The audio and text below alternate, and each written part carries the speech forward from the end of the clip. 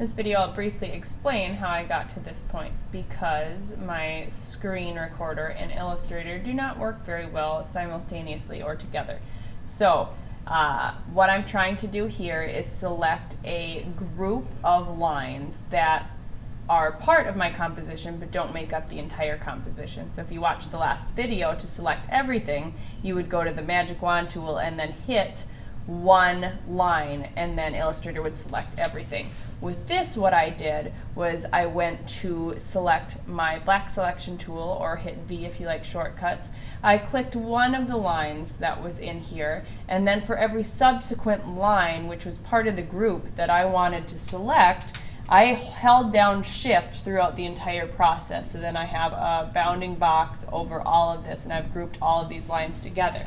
Now if I come up to the Layers panel and I click this triangle button, it will show me every single individual piece that this layer is comprised of. This is kind of unlike Photoshop. Illustrator already kind of organizes and separates different components of the same layer. So I see this, and I want to group this image together. So I want Illustrator to remember this so that when I check this drop-down menu again, I see a group, and I can kind of create a shortcut.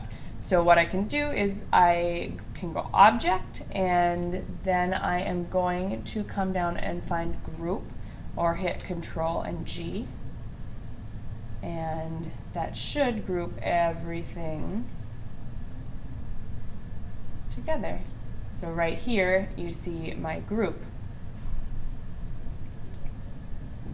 We're going to hide the layers for a second, and with all of this selected, I can manipulate the color of just this group of objects, and I can manipulate